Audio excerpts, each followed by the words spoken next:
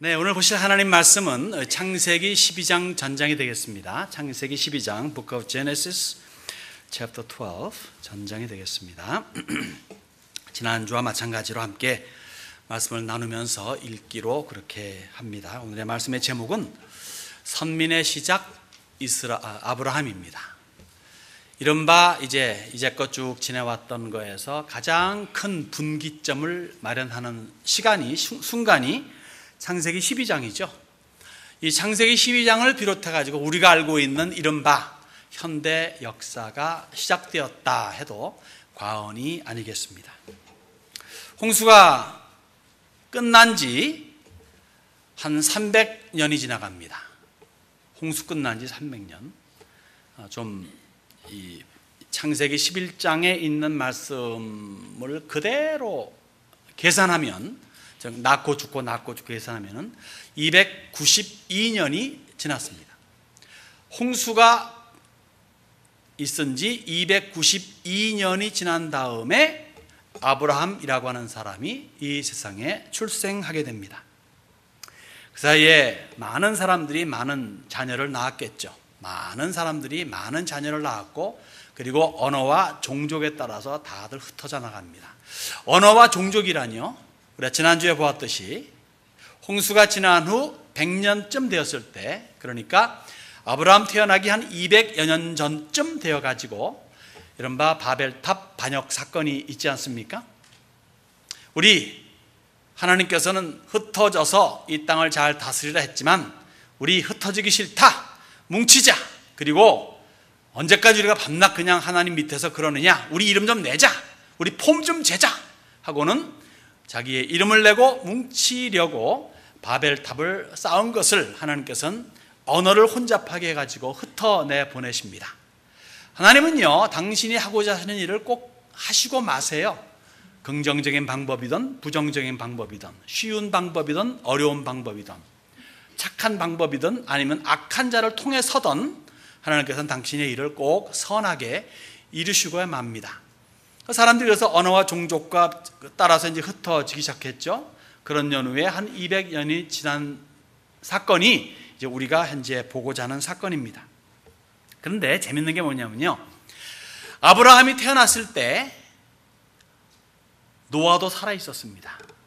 여기 이렇게 보면은 꽤 낳고 많이 나오는데 30세, 34세, 35세 이쯤 애를 낳다 보니까 노아도 그때 연세가 어떻게 되냐면 892세입니다.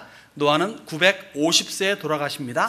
다시 말해서 58년을 아브라함과 동시대 인물로 살아가게 되죠. 그 아들 되는 셈의 나이는 그 당시 아브라함이 태어났을 당시에 390세입니다. 그러니까 셈은 600세에 돌아가시죠. 그러니까 어떻게 보면 셈은 아브라함보다 더 오래 삽니다. 그리고 왜냐하면 아브라함은 175세를 살고 그 다음에 아브라함 태어난 다음에 210년을 더 사니까, 그리고 아브라함이 100세 때 이삭이 태어나고 그래야 되니까 이삭과 역시 동시대 인물이, 이삭이 60세에 누구를? 에서와 야곱을 맞죠? 네. 쌍둥이를 태어나게 하지 않습니까? 그러니까 그때도 이미 아직도 셈은 살아 있는 겁니다. 그러니까 그렇게 생각하시면 돼요. 마치 노아는 몇천 년 전 이야기의 분이고, 그 다음에 아브라함 시대에는 고대적 이야기다가 아니라 동시대의 인물로서 현재 현존하고 있는, 아브라함이 태어났을 적에 현존하고 있는 인물들이 노아도 그렇고 셈도 그렇다는 거예요.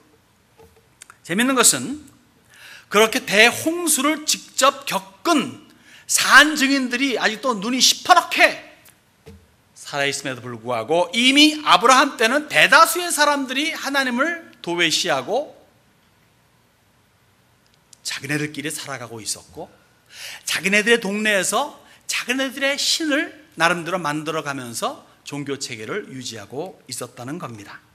그래서 아브라함이 있던 갈대아 우르는 이른바 셈족, 함족들은 저 남쪽으로 내려가서 지금의 중동과 가나안과 아프리카를 했다면은 저 야벳 족속은 저 북쪽으로 서쪽으로 가가지고 유럽을 이루었다고 그러고, 셈족들은 점점 그래서 동방 쪽으로 갔다면 갈대아 우르, 지금의 이라크의 유브라테 강과 유프라테스 강과 티그리스 강이 만나는 그 접경 하수 지역이 거기가 우루인데 거기에서 셈족들이 가장 번성을 했죠. 또한 아울러 거기는 그렇기 때문에 가장 우상의 집결지이기도 합니다.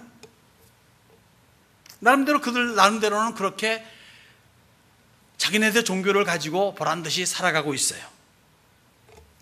어느 날 아브라함이 이제 컸습니다. 장성했습니다. 장성했을 때 하나님께서 아브라함을 부르십니다. 그리고 내가 너에게 명하는 곳으로 가라 하시면서 이른바 하나님의 택한 백성 이스라엘의 역사가 태동되는 시작되는 순간이 바로 우리가 읽고 있는 오늘의 순간입니다. 1절에서 3절을 보면요, 하나님께서 아브라함을 택하시는 장면이 나오죠. 1절, 2절, 3절 제가 읽을 때 여러분들 귀로 같이 귀가 아니라 눈으로 같이 읽어주시기 바랍니다. 여호와께서 아브라함에게 이르시되 너는 너의 고향과 친척과 아버지의 집을 떠나 내가 네게 보여줄 땅으로 가라. 내가 너로 큰 민족을 이루고 네게 복을 주어 네 이름을 창대하게 하리니 너는 복이 될지라. 너를 축복하는 자에게는 내가 복을 내리고 너를 저주하는 자에게 내가 저주하리니 땅의 모든 족속이 너로 말미암아 복을 얻을 것이라 하신지라. 이 본문의 말씀과 사도행전 6장에 나오는 스데반의 설교 내용, 스데반이 그리스도의 복음을 위해서 한마디 큰 소리, 큰 설교한 다음에 돌에 맞아 죽지 않습니까? 그때 하신 설교 내용 중에 이런 부분이 첨가되어 있어요. 다시 말해서 하나님께서 그 갈대아 우르에서 그를 부르실 때라고 하는 장면이 나옵니다. 여기에서는 하란입니다. 그래서 하란과 갈대아 우르는 수백 마일 떨어졌어요. 여러분이 저를 보실 적에 이제 동서남북을 보면 이제 이쪽이 동쪽이죠. 이쪽이 서쪽이고, 이 갈대아 우르가 여기 있습니다.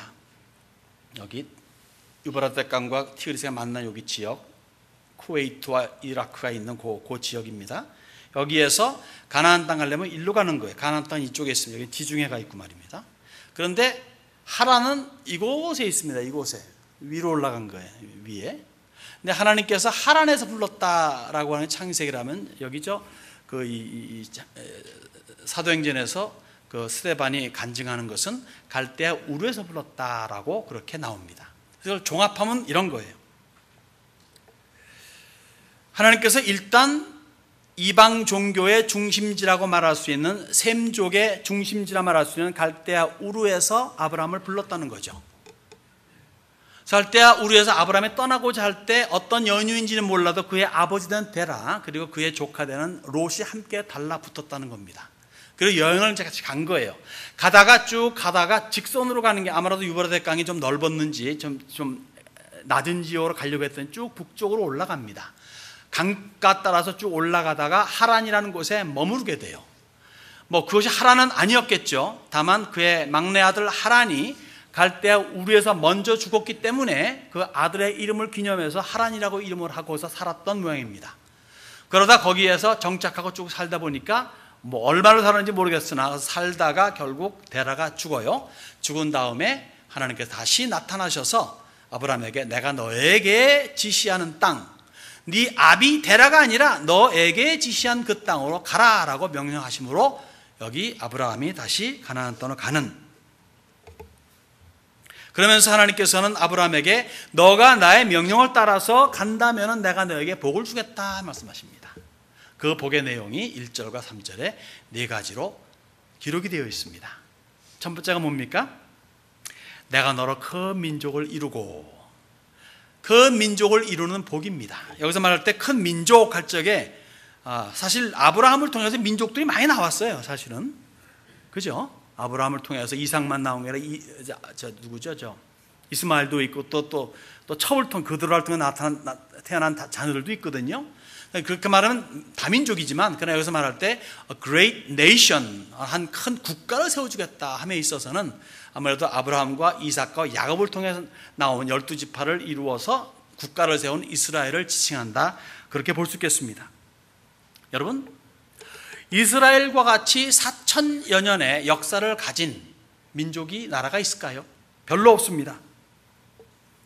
비록 지금 이스라엘은 땅덩어리가 콩알만 하더라도 콩알만한 땅덩어리에 이스라엘 순수한 유대 민족이 500만 내지 600만 밖에 안 되고 전체 민족이 700만 밖에 안 된다고 하더라도 국 외에 있는 유대인들은 훨씬 더 많이 있습니다. 그리고 이스라엘 그 수천 년 역사에 엄청나게 많은 민족들이 엄청난 각오와 결심을 가지고 이스라엘을 없애버리려고 무단 애를 썼습니다. 많이들 성공했지만 다 실패했어요. 완전 성공은 못했습니다. 왜요? 답은 우리가 잘 알고 있죠. 우리는 그저 몇십 년 전에 히틀러를 통해서 600만이 죽었다는 것만 알지, 그 이전에 여러 종교 시스템 내지 여러 민족들을 말미암아 정말 수천만이 넘는 그런 유대 민족들이 학살당한 것은 잘 모릅니다.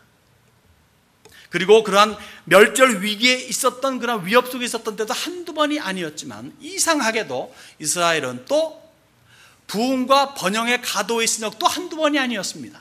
망했다 싶으면 또 일어나고, 죽었다 싶으면 또 살아나는 것이 이스라엘이죠. 여러분, 아마 제가 알기로는 인류 역사상 로마 제국보다도 징기스칸의 그러한 그 몽고 제국보다도 더 강력한, 전무후무한 가장 강력한 나라가 미국이 아닌가 생각합니다. 명실공히 전 세계에서 미국과 싸워서 이길 나라가 없어요. 6, 해, 공을 다 잡고 있는 나라는 유일하게 미국밖에 없습니다. 이러한 나라를 사실 좌지우지하는 그러한 민족이 있다면 분명히 유대 민족입니다. 여하튼 중요직, 대통령은 아니랄지라도 중요직에는 다 유대인들이 꽉 자리 잡고 있어요. 어디든지 들어가 보세요. 다 그렇습니다. 그리고 아닌 것 같아도 파헤치고 들어가면 다 유대계예요. 보니까 이스라엘이야말로 7전8기의 오뚜기 민족이면 틀림이 없는 것 같습니다. 그 민족을 이루어주겠다는 복이 확실히 임했어요. 두 번째 복이 뭡니까? 이름이 창대케 되는 복입니다. 내 이름이 창대하게 되리니. 여러분, 아브라함이라고 하는 사람은 이스라엘 사람들에게만 유명한 분이 아닙니다. 우리도 알고 있어요. 기독교계, 그러니까 유대교, 기독교계, 천주교에서도 아브라함은 다 유명한 이름이죠. 그뿐인 줄 아세요? 여러분, 이슬람교도요, 자기네들의 믿음의 조상은 아브라함으로 합니다. 알라가 있고 유일한 선지자는 모하메시라고 말하지만 그들의 믿음의 조상 역시 아브라함입니다. 우리가 성경에 알고 있기로 아브라함과 이삭과 야곱의 하나님 그러지만 그들에게는 아브라함과 이스마엘 선으로 들어갑니다. 여러분, 이슬람 사람들이 얼마나 숫자 많은 줄 아세요? 정말 많습니다. 중동만 이슬람인 줄 아세요? 중동 숫자는 그리 많이 없어요. 인도네시아 95%가 99%인가 95%가 이슬람입니다. 수억입니다, 인구가.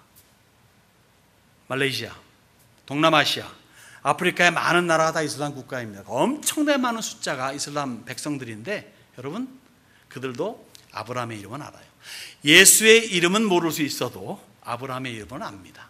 정말 그 이름이 창대합니다. 맞습니까? 세 번째 복이 있다면요, 아브라함은 복의 근원이 되는 복을 받습니다. 너는 복이 될지라. 아브라함은요, 복을 받고 복을 즐기고 누리는 사람으로 끝나지 않아요. 그분은 복의 근원입니다. 복 자체라 이거예요. 그래서 그 복이 되는 아브라함을 가까이 하면 복이고 멀리하면 멀리할수록 그 복에서 멀어집니다. 혹이나 그 아무도 아브라함을 저주하면 그 저주가 저주한 사람에게 돌아간대요. 부메랑 효과입니다. 이스라엘을 축복하면 축복한 사람, 백성, 사회, 국가는 축복을 받는다는 겁니다. 그래서 아무리 막강한 세력이라 하더라도 이스라엘을 핍박한 나라들은 일반적으로 피폐해지더라고요. 망하거나. 그런데 이스라엘을 위하는 나라는 강성해지는 것을 우리는 오늘날 역사에서도 우리는 살펴볼 수가 있습니다. 왜 이스라엘과 아브라함입니까? 아브라함의 적자손이 있다면은, 그러니까 서자라든가 예를 들어 이스마엘 같이 내쫓김 당하면 내가 그에게도 복을 주리니 내가 그에게도 한 민족을 주리니 이렇게 말씀하신 동안은 하나님께서는 아브라함과 이삭과 야곱을 통해 나타난 12민족에게 어떻게 합니까? 온갖 복을 다 주세요. 적자손이라는 겁니다. 이 적자손에 있어서 하나님 아브라함의 그리고 이스라엘로 연결되는 것은 바로 복 자체다 라고 말씀하시는 거예요. 근데 왜 지금 이스라엘 그만 그 꼴입니까? 나중에 답이 나오겠지만은 어쨌든 그들은 못돼 먹어서 그런 거예요. 하나님께서 어쨌든 못돼 먹었던 잘돼 먹었던 내가 너 그리고 너를 통해서 복을 주겠다 말씀하시는 거죠. 복의 근원이 되는 복이 아브라함입니다. 네 번째 복이 있다면은 만민에게 미치는 복입니다. 땅의 모든 족속이 너로 말미암아 복을 얻을 것이라. 그렇지 않습니까? 아브라함과 다윗과 그리고 예수로 연결되는 복음은 들어간 곳마다 축복과 번영과 은혜와 긍휼이 넘치고 가장 중요한 구원과 영생이 보장되지 않습니까? 예수가 없는 곳에 구원이 없습니다. 예수가 있는 곳에는 영생이 있습니다. 이것이 아브라함과 그리고 다윗을 통해서 나타난 예수님에게로 종결된 결과라 볼 수 있겠죠. 이것은요, 인종과 언어와 문화와 풍습을 초월한 복이에요. 어디에서건 이것이 적용되는 복입니다. 여긴 통해, 여긴 통하지 않아가 아니에요. 다 통해요. 심지어 대륙의 끝에 달랑 붙어 있는 이 대한민국도 예수를 붙잡았기 때문에 엄청난 복을 누리고 있음을 우리는 증거받을 수가 있습니다. 우리 기독교계에서 특히 저는 더욱더 강력하게 믿는 것은 하나님 때문에 우리나라가 복받았다는 거예요. 우리 민족이 참 대단한 민족이더라고요. 참 대단히 못돼 먹기도 하고 잘돼 먹기도 하고 참 신기합니다. 존재한다는 자체가 신기할 정도로 대단한 민족이에요. 새마을운동, 경제개발 5개년 계획, 제2차, 3차 그것 때문에 올림픽 때문에 아닌 것 같아요. 하나님 앞에 부르짖었던 주의 성도들이 있었기 때문인 줄로 믿습니다. 요새 교회가 약해진다고 하죠. 요사이 지난 한 20년, 20년 동안에 많이 쇠퇴됐다, 약해졌다 등등 하지 않습니까?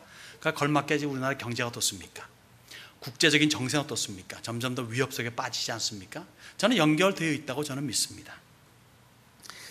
하나님을 찾는 민족, 아브라함의 하나님, 다윗의 하나님, 그리고 특히 예수의 하나님, 하나님이신 예수님 자체를 찾는 그 민족은 복받는 민족입니다. 그래서 알 것은 이겁니다. 저 대륙 끝에 달랑붙어있는 한국에마저도 복음이 와서 그렇게 꽃을 피웠다면 그 어느 누구에게인들 이 복이 임하지 않을 수 있겠습니까? 누구에게도 임할 수 있는 복이 곧 아브라함에게 임했던 그 복이라는 거예요. 상상 초월의 복, 영생의 복입니다. 누구나 아무나 얻을 수 있어요. 복음이 안 들어간 곳이 있습니까? 남미도 복음이 많이 들어갔죠. 일본에도 몇백 년 전에 복음이 들어갔죠. 복음이 안 들어간 곳은 없어요. 그 복음을 받아들이고 순종했다 하면은 복인데 그렇지 않다 그러면은 여러 가지 재앙과 어려운 일들이 닥칠 수밖에 없는 거죠. 그 아브라함을 택하신 하나님은 그에게 복을 약속하셨고 그 복을 주셨고 그 복이 오늘도 우리들은 증거하고 있습니다. 그렇게 명령을 내렸을 적에 아브라함은 어떻게 합니까? 순종하잖아요. 그 순종의 장면이 4절에서 9절까지로 있습니다. 제가 읽을 때 여러분들 눈으로 같이 읽어주시기 바랍니다. 4절입니다. 이에 아브라함이 여호와의 말씀을 따라갔고 롯도 그와 함께 갔으며 아브라함이 하란을 떠날 때에 75세였더라. 아브라함이 그의 아내 사레와 조카 롯과 하란에서 모은 모든 소유와 얻은 사람들을 이끌고 가나안 땅으로 가려고 떠나서 마침내 가나안 땅에 들어갔더라. 아브라함이 그 땅을 지나 세겜 땅 모래 상수리 나무에 이르니 그때에 가나안 사람이 그 땅에 거주하였더라. 여호와께서 아브라함에게 나타나 이르시되 내가 이 땅을 내 자손에게 주리라 하신지라. 자기에 나타나신 여호와께 그가 그곳에서 제단을 쌓고 거기서 베델 동쪽 산으로 옮겨 장막을 치니 서쪽은 베델이요 동쪽은 아이라 그가 그곳에서 여호와께 제단을 쌓고 여호와의 이름을 부르더니 점점 남방으로 옮겨갔더라. 아마 아브라함은 처음부터 가나안으로 가기를 원했을 거예요. 그런데 아버지 데라가 가다가 중지고 타니까, 하란에 머무니까 어쩔 수 없이 함께 있었던 것 같습니다. 비록 고향 친척 아버지의 집을 떠나 라고 그렇게 명령했음에도 불구하고 머뭇대고 있다가 결국 아버지가 죽은 다음에서야 하나님의 명을 따라 가나안으로 간다는 거죠. 하나님도 기다리신 것 같습니다. 그래서 아버지 데라가 죽으니까 드디어 다시 아브라함에 나타나셔가지고 가라, 내가 너에게 명한 곳이 있다. 내가 너희 아비에게 명한 것도 아니고 내가 너에게 명한 곳이 있다. 그곳을 향해 가라. 내가 분명 너에게 말했다. 아비 친척 고향을 떠나라 했는데 너는 고향은 떠났으나 아비를 떠나지 않았다. 가라 그래. 그래서 아브라함은 또 줄레줄레 또 이렇게 주섬주섬 섬겨 이렇게 챙기고 드디어 떠납니다. 그런데 무슨 문제가 벌어집니까? 조카 롯이 같이 갑니다. 조카라 그러면 친척이에요, 아니에요? 친척입니다. 아주 가까운 친척이에요. 동생의 아들이니까 어떻게 됩니까? 아주 가깝잖아요. 남동생의 아들이니까. 사실 함께 가서는 안 돼요. 사람이 사람이잖아요. 큰아빠 같이 가고 싶어요. 그러는데 어떻게 인정사정 없이 떼어내고, 아니야, 여호와 하나님께서 나에게 명령하시기를 친척을 떠나라 했다.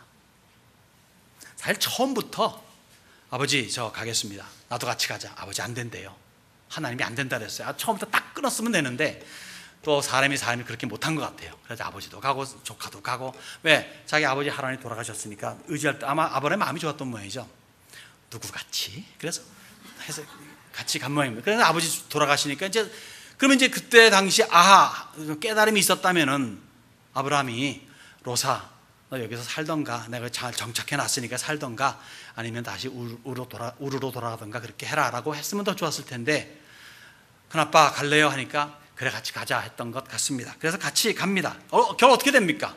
얼마 안 있어가지고 서로 나눠지게 되고 결국 롯은 가다가 소돔성으로 가게 되고, 그 다음에는 그 결과는 우리가 잘 알고 있지 않습니까? 별로 안 좋은 결과를 맺죠. 그러니까 하나님께 순종하지 아니하면은 아무리 인정이 좋고 아무리 뭐가 이렇게 걸려 있어도 그 결국은 하나님이 원래 의도한 것보다 더 못하게 끝난다고 하는 것을 우리는 롯을 통해서 볼 수가 있습니다. 비록 아버지로 인해 가지고 약간의 허송세월을 보내고 조카를 떼어내지 못하는 인정이 발동되어 가지고 하나님의 명령을 100% 순종하지 못한다 할지라도 한 가지만큼은, 즉 아브라함에게 있어 가지고 일관된 모습이 하나 있었어요. 그것은 곧 가라는 명령에 순종하고 또 정착하는 곳마다 제단을 쌓고 여호와 하나님께 제사를 드린 행위입니다. 제사라고 하는 것은 오늘 우리에게 예배와 방불한 겁니다. 아브라함에게 실수와 허물이 있고, 그러나 그는 절대적으로 하나님이 하라는 거에 순종코자 하는 마음을 가졌고, 그리고 가는 곳마다 정착하는 곳마다 가장 먼저 한 것이 하나님 앞에 제사 드리는 거였어요. 중요한 포인트입니다. 명심해야 될 사항입니다. 하나님이 찾는 사람은 이러한 사람을 찾아요. 순종적인 예배자입니다. 순종적인 예배자를 찾습니다. 비록 인생의 삶에 좀 허물이 있다 손치더라도 가라 할 때 가고 서라 할 때 서는 순종의 사람, 그 하나님 앞에는 신령과 진정으로 Spirit and Truth, 영과 진리로 나오는 그러한 예배자를 주님께서는 찾는다 이거입니다. 혼신을 다해서 참된 자세로 하나님께 예배하면, 그리고 하나님께서 원하시면 내 목숨마저도 드릴 수 있습니다 라고 하는 각오로 나온다면 얼마나 하나님께서 기뻐하시고 복을 주실까요?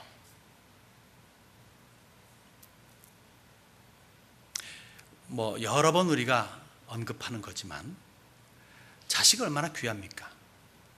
그러한 자식을 아낌없이 하나님 앞에 번제물로 드릴 수 있었던, 그냥 아버지 앞에 하나님 앞에 드리고 눈 돌리고 가는 것도 괴롭고 아플 텐데 번제가 뭡니까? 몸을 잘라야 되잖아요. 찢어가지고 내장을 꺼내고 그 다음에 태우고 하는 그런 절차가, 그걸 하라고 하셨는데 이튿날 아침 일찍 일어나가지고 애 데리고 갑니다.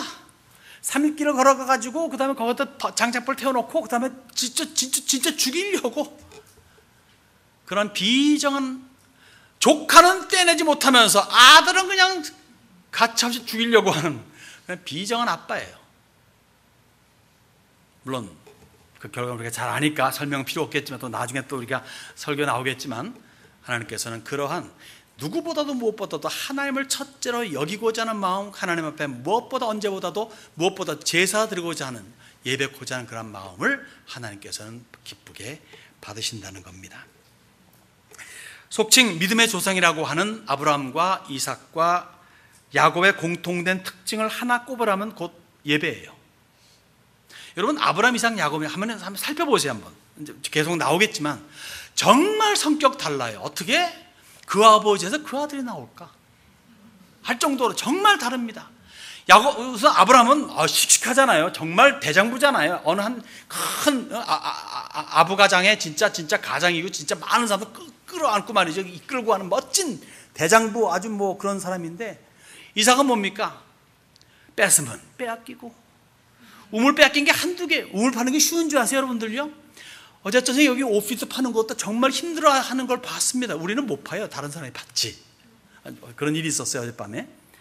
근데 이건 우물은 몇백 페이트를 파야 되는 건데 무슨 재주로 팝니까?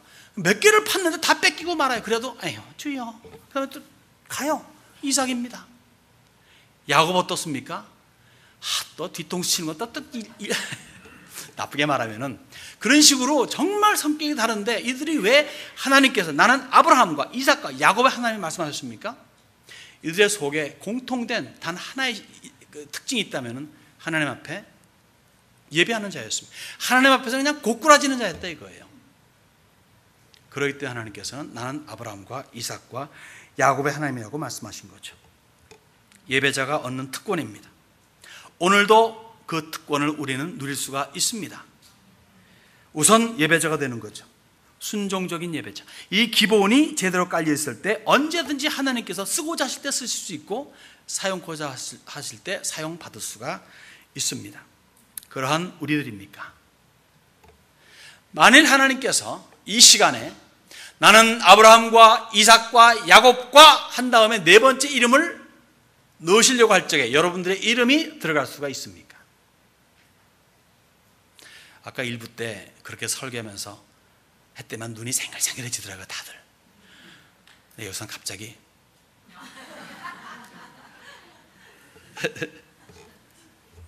네, 우리 한번 그렇게 소원한다 하는 자세로 여러분들의 이름을 한번 네 번째는 불러 넣으시면 어떨까요?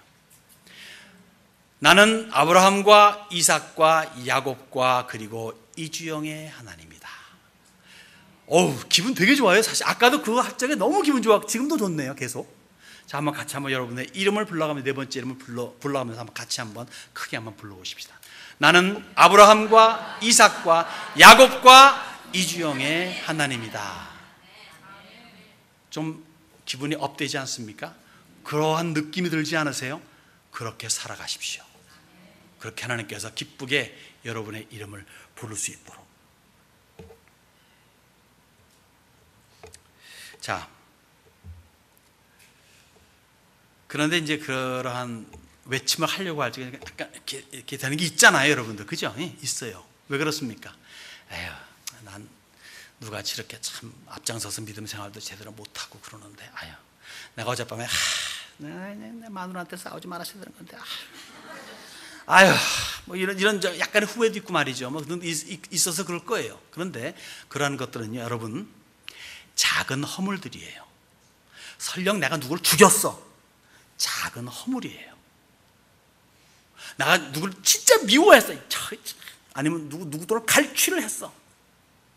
작은 허물이에요. 무엇에 비하면? 하나님께 대한 불순종에 비하면. 우리 좀 있다가 아브라함의 허물을 봅니다. 약간의 실수를 봐요. 근데 그건 정말 작은 것들이에요. 지금 같으면 죽일 놈이죠. 마누라 판 놈이 이게 말이 됩니까? 이게 진짜 쌍심들 돋가도 안 될 일이죠. 근데 작은 일이에요. 하나님께는 주의 말씀에 순종하는 것이 가장 중요한 겁니다.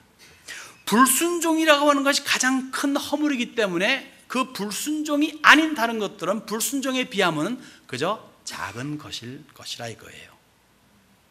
여러분, 여러분의 작은 허물 때문에 큰 허물을 짓지 마십시오. 작은 허물은 작은 허물일 뿐이에요. 그냥 쾌념하시고 큰 허물, 즉 불순종을 하지 않는, 즉 순종하는 여러분들이 되시기를 바랍니다. 이제 아브라함의 작은 허물을 지금 잠시 보겠습니다. 곁길로 가는 아브라함을 보게 됩니다. 10절에서 20절 말씀 제가 읽겠습니다. 그 땅에 기근이 들었으므로 아브라함이 애굽에 거류하려고 그리로 내려갔으니 이는 그 땅에 기근이 심하였습니다. 그가 애굽에 가까이 이르렀을 때에 그의 아내 사레에게 말하되 내가 알기에 그대는 아리따운 여인이라 애굽 사람이 그대를 볼 때 이르기를 이는 그의 아내라 하여 나는 죽이고 그대는 살리리니 원하건대 그대는 나의 누이라 하라. 그러면 내가 그대로 말미암아 안전하고 내 목숨이 그대로 말미암아 보존되리라 하니라.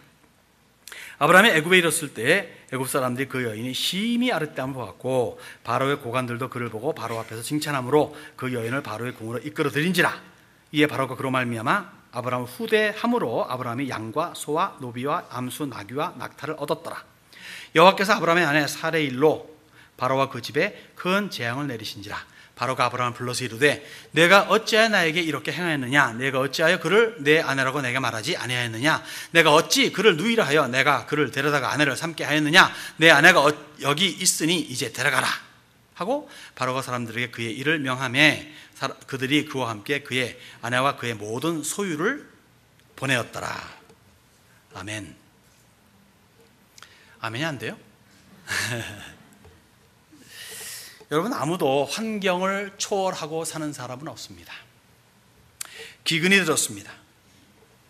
지리적으로 보면요, 북쪽보다 남쪽이 안 좋아요.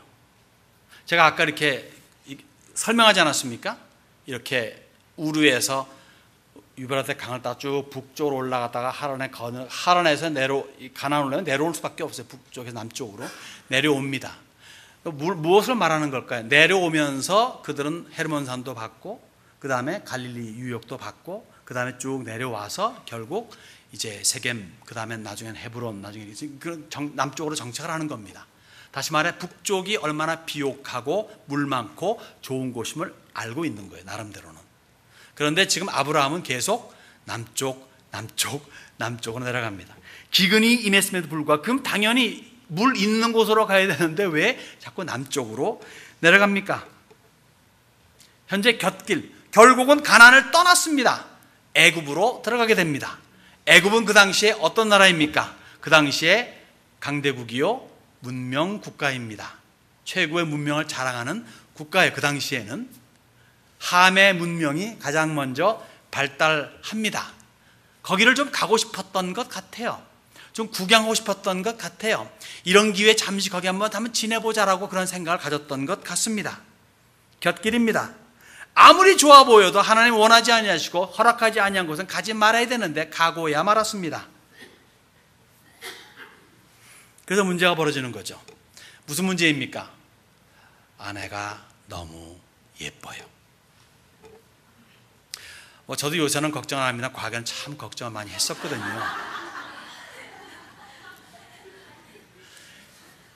양귀비, 서시, 달기를 합쳐놓은 것보다 더 이쁜 사레입니다. 이 사레를 데리고 애굽에 내려가다 보니까 좀 겁이 덜컥 납니다. 너무 이뻐서.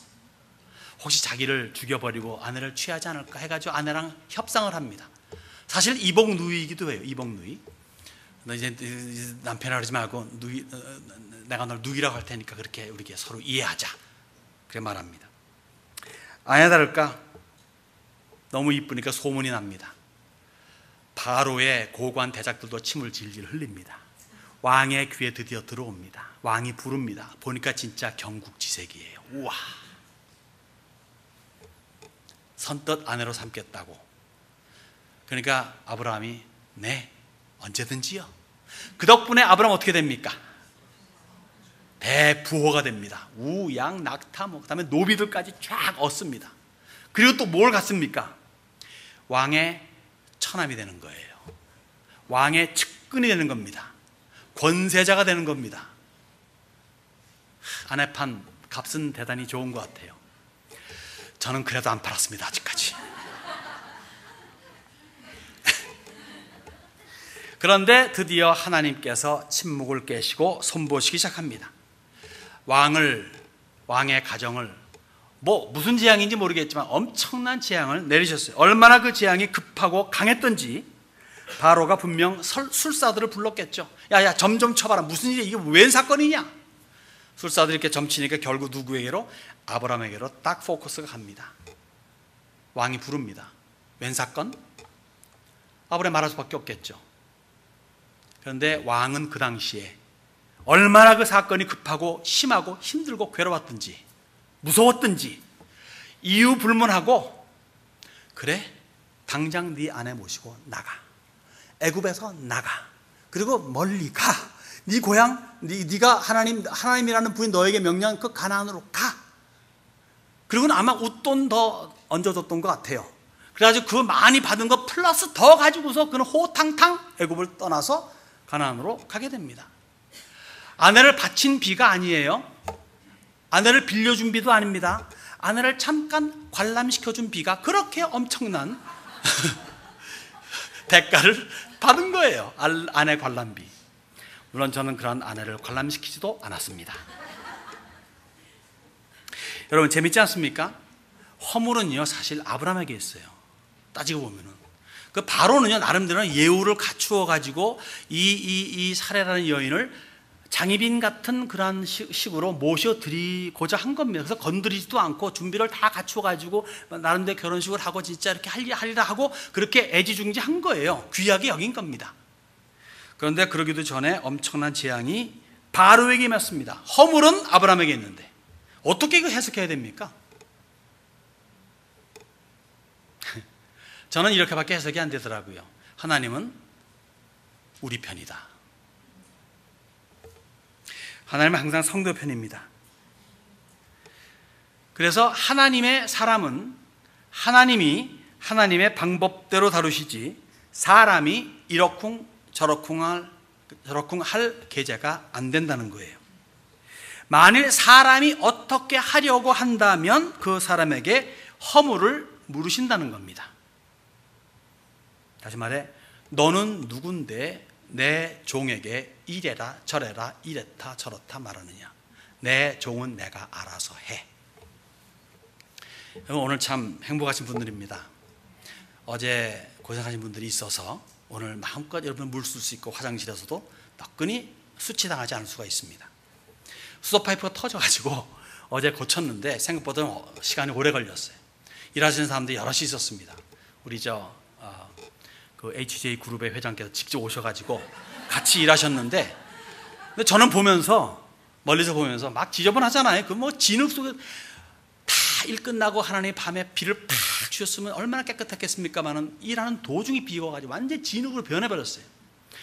여기 완전 진흙이었습니다. 막 일하는 사람 보면서 좀 깨끗이 일하게 하지 왜 지금 모양이야 라고 제가 그 회장님에게 그 말씀을 했다면은 뭐라 했습니까? 뭐라고 속으로 생각했겠습니까? 아니, 내 사람 내가 알아서 할 텐데 내가 알아서 할 때 왜 그리요? 라고 그러지 않았겠습니까? 하물며 사람도 그러는데 하나님께서 내가 내 종을 세웠어. 내가 알아서 세웠어. 그랬는데 남들이 뭐라 그러면 뭐라고 생각하시겠어요? 내가 알아서 하는데 왜 네가 뭐 하나님 돼봐라. 그래야 말씀 안 하시겠지만 영로하실 거 아니겠어요? 그런 식입니다. 바로가 허물도 별로 없이 그랬다가 큰 재앙을 맞이했는데 하물며 하나님의 사람에게 하나님의 사람 방법대로 다루지 않는다면 재앙이 임하지 않는다는 보장이 없습니다. 그래서 다윗이 매우 똑똑한 거예요. 자기도 기름 부은 받, 너도 기름 부은 받은. 근데 왜 나에게 당신이 박해합니까? 라고 해서 맞댔다면은 허물이 없진 않았을 거예요. 근데 사울 왕 역시 기름 부음 받은 자이라는 것 때문에 자기는 어쨌든 차치하고 무조건 기름 부음 받은 자이기 때문에 건드리지 못한, 털끝만큼도 건드리지 않았고 그의 옷자락 조금 뱉다고 해가지고 그것이 양심의 가책이 가지고 고백까지 한 사람입니다. 그러니까 다윗이 된 거예요. 신자도 마찬가지입니다. 여러분, 신자는요 하나님의 철저한 보호 아래 있습니다. 안심하세요. 그렇기 때문에 조심할 것은 뭐냐면요, 내가 아니라 나 때문에, 나의 허물과 실수 때문에 주변의 사람들에게 해가 끼쳐질 수 있다는 거예요. 그 비참한 예가 누구입니까? 사울왕 아닙니까? 자기 자신 제대로 못해가지고 얼마나 많은 사람들이 어려움을 겪었고 나라도 도탄에 빠졌고 자기 세 아들도 한꺼번에 다 죽임을 당하는 비극을 접하고 손자까지 평생 동안 절름발이 곁에 살아가던, 죽지 않으면 좀 이렇게 장애자가 되어가지고 평생을 살아가는 그러한 불운을 겪게 되었는가 이거예요. 자기 처신 제대로 잘했어야 되는 건데 하나님의 사람들 그렇기 때문에 자기만을 위한 것이 아니라 남들도 위해서 처신을 잘 해야 된다는 거죠. 성경은 항상 성도들의 바른 언행을 강조합니다. 예수 믿고 구원받자, 할렐루야, 좋습니다. 구원받은 자는 이렇게 살아야 된다고 말하고 이렇게 말해야 된다고 말합니다. 성경이 굉장히 많이 말하고 있어요. 언행을 강조합니다. 바울은 그렇기 때문에 너희 말을 모든 은혜 가운데서 소금으로 맛을 냄과 같이 고르게 함 같이 하라라고 말해요. 어느 한 곳에서는 정말 내가 말을 잘합니다. 다른 곳에는 정말 말을 못합니다. 쌍욕거리도 막 합니다. 이거 아니라 이거예요. 여러분, 김장김치 할 때 어떻게 합니까? 소금으로 고르게 뿌리잖아요. 한 박스에만 그냥 왕창 집어넣고 10박스 하는데 한 박스에만 소금 집어넣고 나는 9박스 아무것도 안 해. 그럼 어떻게 될 거예요, 김치가? 하나는 매우 싱겁고 하나는 말이 안 되겠죠. 그런 식으로 말도 그런 거예요. 항상 고르게 함 같이 하라, 이런 겁니다. 산상보훈은 이렇게 말하지 않습니까? 사람들로 너희 착한 행실을 보고 하늘에 계신 너희 아버지께 영광을 돌리게 하라. 행실입니다. 바름 라인은 믿음의 바름 라인 끝은 행실이에요. 여러분의 착한 행실입니다. 여러분, 하나님 말씀에 순종하는 자라도 허물이 없는 것은 아닙니다. 아브라함같이 때론 환경에 저해를 받을 수도 있고 때론 약해가지고 실수를 범할 수도 있어요. 그러나 하나님의 은혜와 긍휼은 우리의 약함보다, 우리의 실수보다 큽니다. 능히 극복해 하시고 오히려 큰 복으로 되돌려 주실 수 있어요. 아브라함에게 임했던 복같이. 하나님께서 이미 아브라함을 택하시고 복 주심하고 약속하셨습니다. 약속하셨기 때문에 복을 주고야 말아요. 주어야만 합니다. 줄 준비가 안 됐으면 줄 준비를 시켜주세요. 그렇게 유도까지 합니다. 내가 복을 줘야 될 때 이놈이 복 받을 준비가 안 돼. 이거 참 좋지? 하면서 그냥 복 받게끔 이렇게 유도해 강제로 이끌어가지고 복을 기필고 받게끔 그래 만들어 주신다는 겁니다. 그래서 바울이 외치는 거예요.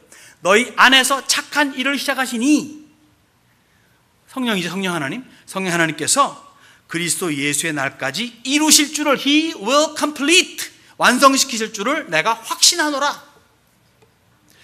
구원의 복을 완성시키기 위해서 우리 속에서 얼마나 하나님 성령께서 역사하십니까? 우리가 못된 일을 하면 우리를 괴롭게 하시기도 하고, 우리가 뭐 잘못하게 되면 막 병을 주시기도 하고, 뭐 이렇게 저렇게 해가지고 어쨌든 이끌어서 하나님의 나라에 갈 때까지 이끌어 가시는, 항상 우리가 순종하지 않잖아요. 그러니까 순종하게끔 하려고 이러저러한 방법을 쓰시는 거예요. 그 방법 쓰실 적에 왜 내게 이런 괴로운 일이 벌어집니까? 왜 내게 이런 사건이 벌어집니까? 하고 원망한다면 그것이 잘못이라는 겁니다. 하나님의 사람에게는 하나님이 책임지기 때문에, 하나님께서 역사하시기 때문에 그걸 아멘으로 받아들이고 순종할 적에 나에게 앞에 있는 그런 여러 고난과 괴로움과 질고와 아픔과 그런 등들이 결국에 사라지게 되어 있는 거예요. 욥에게 임했던 그런 고난이 결국은 사라졌듯이 그렇게 하나님 앞에 순종하고 끝까지 나아간다면은 실수와 허물도 결국은 복으로 환원되는 결과를 맺음을 믿으시기 바랍니다. 예수님께서 주님 말씀하면 상기하시기 바랍니다. 아무든지 나를 따라오려거든 자기를 부인하고 자기 십자가를 지고 나를 따를 것이니라. 따를 준비되어 있습니까? 그래서 하나님의 복을, 이미 약속하신 그 복을 받아 누리기로 작정하십니까? 기도합니다. 기도하시겠습니다.